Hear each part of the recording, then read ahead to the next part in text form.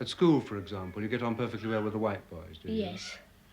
But they don't play with me. White boys don't play with me.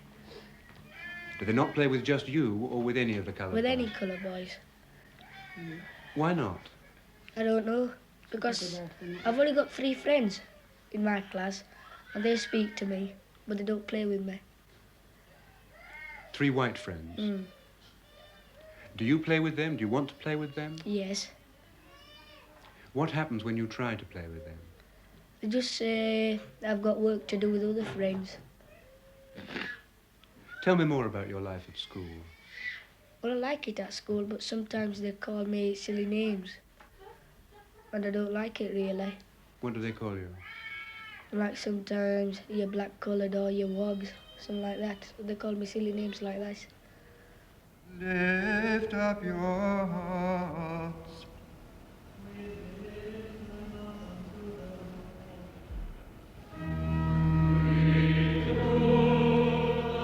This is Balbir Singh's parish church, although he, like most Asian migrants, prays in a different direction. Few whites live here any longer. They just drop in on Sundays. Father Nichols, the parish priest, is a champion of the immigrants' cause and their problems. Some of the town's West Indians attend here, but most worship outside this parish, where they can hear a hotter gospel than this.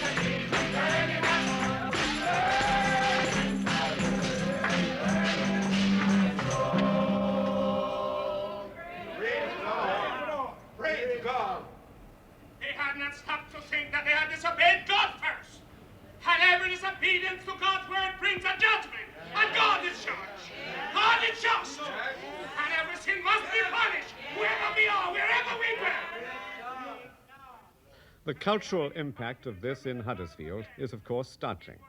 The West Indians, middle class, respectable, Christian, and English-speaking, find it easier to fit in than the Indians and Pakistanis.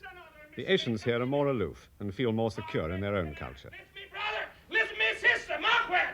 If we fail, your I fail, to do what God said we ought to do, God will raise up a man.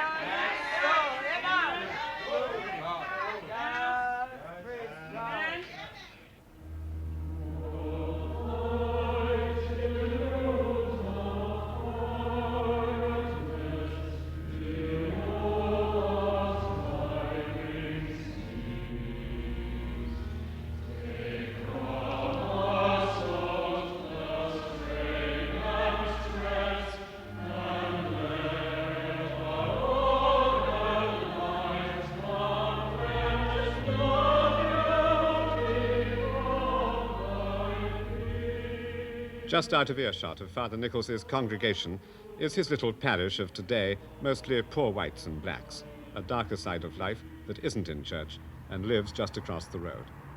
Now, Father, how many people do live in this house? I'll tell you for certain, there's one family, a Barbadian woman, fine, upstanding.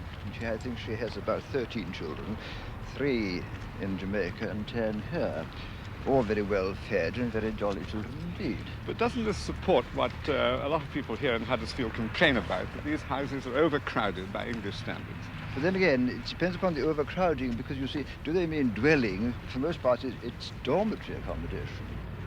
As far as the Pakistanis and the Indians are concerned, they don't live in these rooms. They just sleep in them. They live together then in the room above. They all cook in the communal kitchen. But to say that there's any risk to health is absolute nonsense. Any more than there is, as I say, in an English public school. And no doubt Mr. Enoch Pearl paid enormous sums to be overcrowded. It's had no effect on him much physically, as far as we can see. You see, nice, if you look nice bright colours, which has brightened up the place considerably.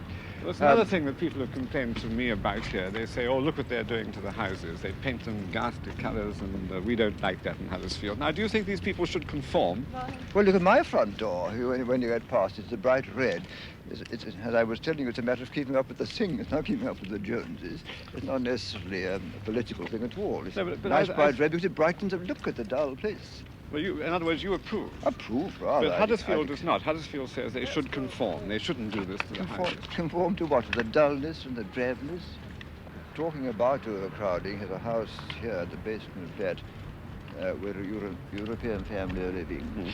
Father, mother carrying a child, a baby of 6 months old, and 3 other children. They have just one room and a communal kitchen with the rest of the people in the house. That's a white family. It's a white family, yes. No complaints about overcrowding of their whites here. I've heard nothing about that. And that's by no means an isolated incident, or rather just as bad. Father, how do the coloured immigrants react against discrimination where they believe it occurs? Do they accept it passively, or...? Oh, I don't think so. Because there was one occasion, about 3 years ago, I suppose, when a small Indian boy came to me in tears. He said he'd been to a local shop. Again, of course, I don't tell you where, in what district. And the shopkeeper refused to sell him a lolly. He said he didn't sell ice to bloody blacks. So the lad wasn't black, it was a beautiful shade of yellow and golden brown. Yes. The child came in tears. I pacified him by buying him a lolly in another place. And then about 3 hours later, the shopkeeper came to me in tears and shaking with fear, because the boy had gone home and the boy's father and various uncles and things had come and threatened to burn down his bloody shop. So I said, well, it's sanguinary and serves you right. What do you expect? And what do you expect me to do anyway? I can't think about it. Father Nichols plainly feels that all his black sheep are white. As the white population has moved out of this parish, he finds himself a lonely man in a lonely job. And how aware would a coloured immigrant be of his own government? Do you see councillors in this area, for example? No. No one's ever called on me. I've been here for 6 years. And against my wishes, I'm better known than I want to be. It's not being famous, it's being notorious, which is quite the wrong thing anyway. But no one's ever called on me. Never seen a councillor? And I've never seen anyone around at all, no. Met the race relations officer? No.